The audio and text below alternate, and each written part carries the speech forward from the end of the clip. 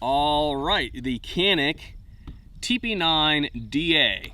DA, I suppose, for double action. I would assume that the SA and SA stands for single action as well. I've never gotten a straight answer from Canik, or Canik as they pronounce it in Turkey. These are Turkish imported pistols by Century Arms, and we've pretty much been on the scene since the SA version. We didn't get to do the original TP9. They were kind of discontinued before we learned about Canik, and these guns are actually fun shooters.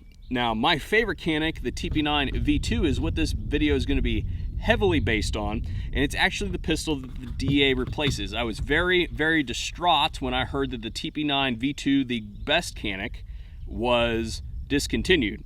Well, never fear, it has been replaced by the DA, and it has a few upgrades in this thing that we're going to touch on here briefly and let the guys talk about here very shortly. But if we look at the two pistols, and if you want to see the full review on this gun, it'll be in the link will be in the description as well. The major changes come in the trigger and on the slide dimensions. So if we look at these two slides, they're very similar, but we have some changes. First off, the slide on the DA has been upgraded to what I would call the SF geometry. So the other change is they eliminated the top serrations on the TP9 V2 on the DA. These are basically there to reduce glare. I'm not entirely sure why they eliminated those. I thought that was a pretty awesome feature. I'd like to see them bring that back in whatever the Generation 3 of the Canik is going to be called.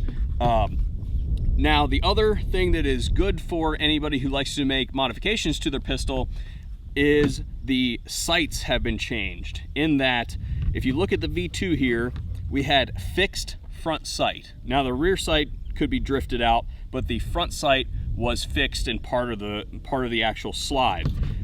On the DA, we have two removable, both front and rear, can be removed and replaced with whatever you would like, and I would highly suggest that you move away from the Warren sights that come on these things. We'll get to that here shortly when we talk to some of the guys, but it at least gives you the option that if you do not like the sights on here, you can change them both front and rear. And XS does have sight packages ready to go on this pistol, so if you guys are looking for a high quality piece of kit, you know, high quality night sights, XS can hook you up, and a link in the description for those as well. Moving on, the last change that they made as far as the slide dimensions and slide geometry and features are concerned is the decocker. Now, for those of you who don't understand the decocker, single action, right? I want to put it back in the holster, I'm done shooting, push that device, and now I still have double action capability, but I can put it in the holster a little bit more safely. It also gives me a hard trigger pull on that first trigger pull, so I'm deliberately pulling the trigger when I want to pull it out. A lot of SIG shooters like myself will appreciate this. Same feature existed on the TP9 V2. The only major difference is this decocker on this thing was designed to be operated with two fingers on the top. You really can't reach up top and hit this thing very well. Even with my big hands, I can't really reach that thing. I can touch it, but I can't really actuate it with my big fat thumb. This one, by contrast, I can reach up and easily hit that. So they've changed that from a two-fingered operation with your offhand to your thumb on your firing hand, and of course you can still hit it with your offhand as well, but they've been at least thinking about making it a little bit more ergonomic on the DA. So as you guys can see, this thing is in burnt bronze. I do believe it comes in black as well. I'm not sure if they've got any other colors planned for this thing, but me personally, I like this burnt bronze, and I wanted to kind of set it off a little bit from the black gun that I knew that we had. I am typically not a fan of burnt bronze because a lot of companies, when they do them, it turns out a little bit orange, and I'm not into that kind of like Donald Trump spray tan look on my guns. I voted for Trump. Don't even, right? But this thing has a green hue to it. So it looks kind of like, spray tan mixed with, you know, somebody who has the plague or something like that. So this looks really good in my guesstimation. It actually looks very nice. I dig the green hue on this. It's a little more tactical, if you will. Big fan of this color. I could totally suggest this one. It is a damn good looking gun.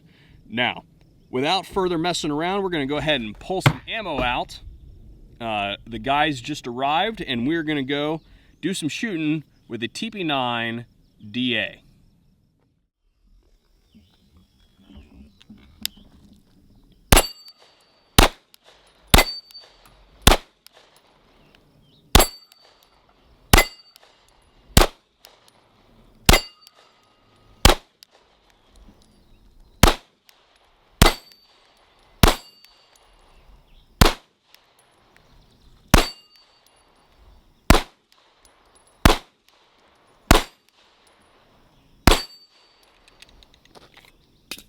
Whoa.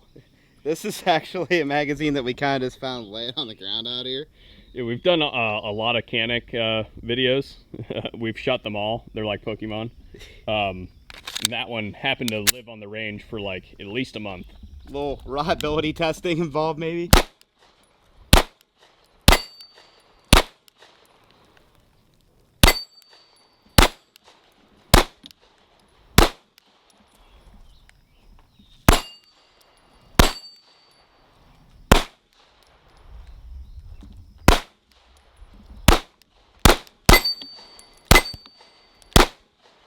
One thing that I have noticed, I mean, it has pretty aggressive stippling on the frame.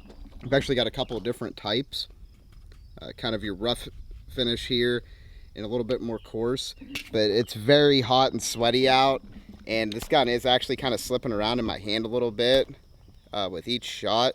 Even though they do have some, it looks like, you know, superficially, they did put a lot of effort into that. But I find that it's actually slipping in my hand a lot. Maybe you have high blood pressure. You need to like... I'm Italian. It is what it is. So, one of the things that we harped on with our last Canik video, which was actually a TP9 SFX, was the sights. What is your honest assessment of the sights on that gun?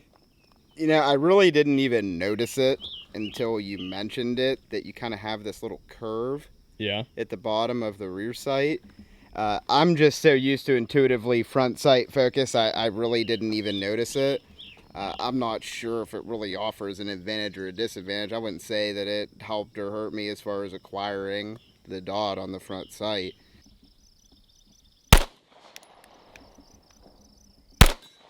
One little piece of it. Two. Three. So 2 out of 18. Three. So, oh, 3. There was so, like one guess that happened to be right. So yeah, so the verdict is definitively forget those sights. Yeah, not really a fan. There's too much left for you to interpret and guess at when you have that big gap there. Stop!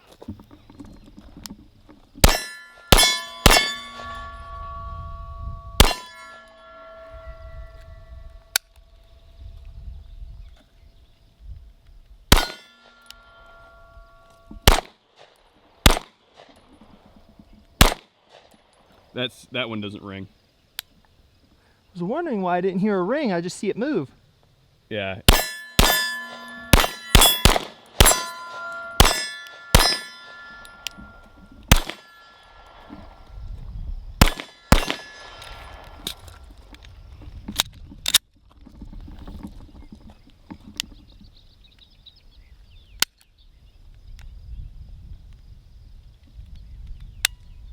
Uh-oh.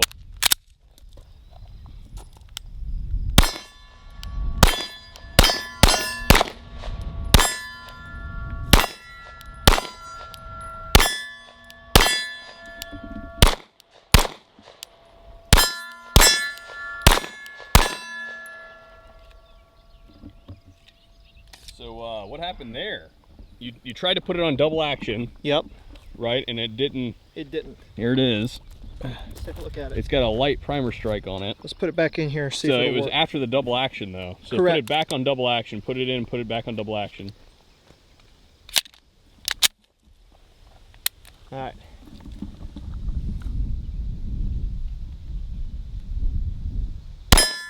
All right, it went that way, or it went that time. We just need a little extra. Right. Let's go get, here, smash a couple of these.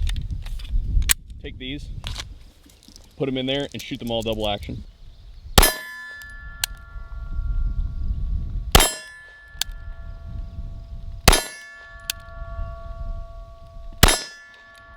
I would say no, just a fluke. Just a fluke. Yep. Any impressions after 2.5 mags? Like I said, other than the decocker issue, the sights, Yeah. I'd like to see a set of excess sights on here. That would be really nice. Oh man, we haven't said that already in the video. Well, and then the other thing too, you've still got some meat to grab here, but just the way these are, you don't like the SF slide geometry is what it is. Yeah, Yeah. that's what it is. Yeah, I agree. I mean, there's still enough there to grab and to pull it back. Yeah, But I don't know. I agree. So like the V2 had like, they were slide serrations here on the top for glare, Right. but even that little bit helped grab the slide. It's just too slippery right here, I think, right? Personally speaking. Now, it may be different if they would like serrate it. Serrate it right there, extend those serrations Yeah, all the way all up the and way over. up to the top. Yeah, yeah. I believe we've said that somewhere before. Even that, or even up here. Put some serrations up here. No. Oh, that's for the little. Yeah, we don't. Yeah, we no, don't do that. No, don't do that. Canik, do not do that. Yeah. But yeah, I mean the gun is reliable. It is. I mean the gun shoots really nice. It's just, you know, they're trying to do stuff outside the box on it, and there's nothing return to wrong home. with that. No, I mean, no, return to home. Return to home. Well, I'm gonna shoot a little bit more. Okay. The one thing I noticed about this was when this gun is in double action mode, the little safety for the trigger, it's kind of hidden and folded back. But when this thing goes into single action mode, that safety is opened up.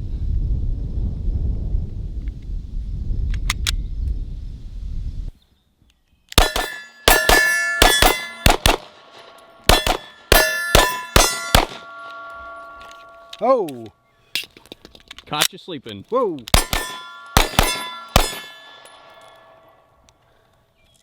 Gosh, that sounds good, doesn't it? Yeah, the gun runs smooth, man. Runs really smooth.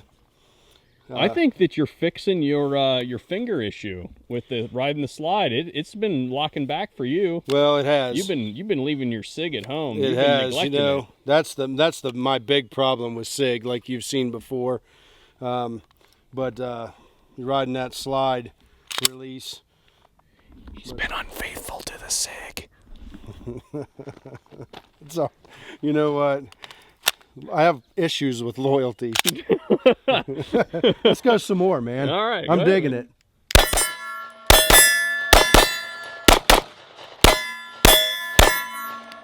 Slide stayed back. Yeah,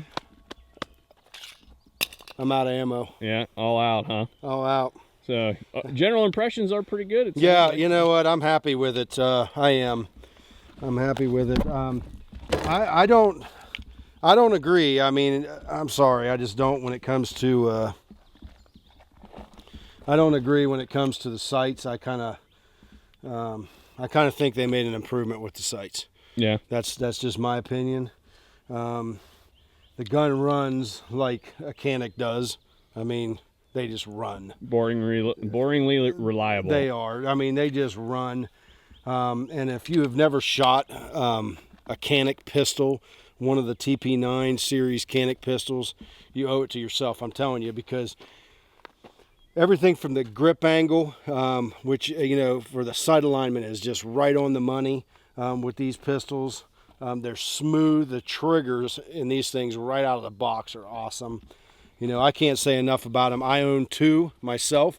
I do not own the DA yet. I haven't decided whether or not I'm going to take this one home. So last thing before we go, what's the next one? What do you think they're going to do next? You know, I don't know, man. I really don't. Because they release like 2 of them a year. Yeah, you know, it's got really aggressive texturing on the grip. So they've got that covered. You know, on the sides, it's got that really rough sandpaper feel to it. It's got, you know, the foregrip is you know, aggressive. I don't know. I don't know what they're going to do next. Threaded barrel.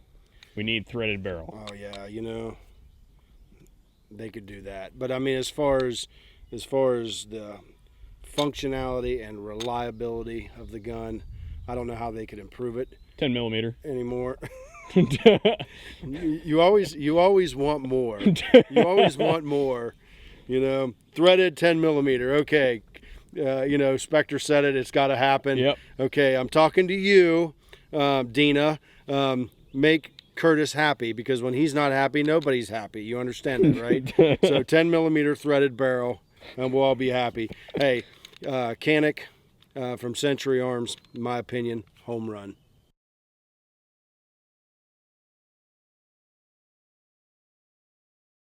All right, so we're going to take a look at the holster that Canik supplies with the pistol. Yeah, it gives you some options. I mean, if you're into strapping and all that good stuff, if your agency requires that, it's a possibility. You can choose to go without that, and I don't play with that kind of stuff. As far as retention goes, you're adjustable. And you know, one thing that is pretty nice about it is you can pretty much drop this pistol into the holster and it will retain it for you. It does a pretty good job.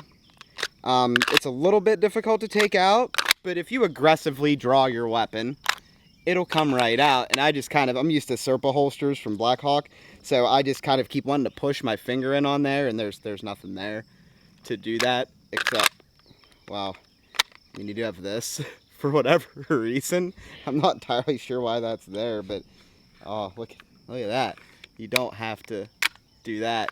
You can do this. But on a right-handed holster with my 5'5" height thumb, I don't really see how I'm getting to that. I can maybe like just completely point the gun down my vasculature and try to like push that somehow. I think this kind of could just go away. There's not even anything to like adjust it. I think it's kind of silly to put that little doohickey down there. I don't really know why you have it. This I don't even know how you would use it. This does fine for you. Maybe there's something that I'm not picking up on here, but seems like it's unnecessary and it's just kind of wrong in a lot of ways. Well, here, I got something that fixes that problem. Here you go. Here you go. Yeah. Oh, would you look at that? See, this will retain the gun, but it doesn't have like any extra buttons that are on the wrong side. So I'm kind of more in favor of this. You could just do this and not do that. You'd be all right. And it'd probably be cheaper. It'd probably be cheaper. So I'm kind of feeling something like this Kydex deal here.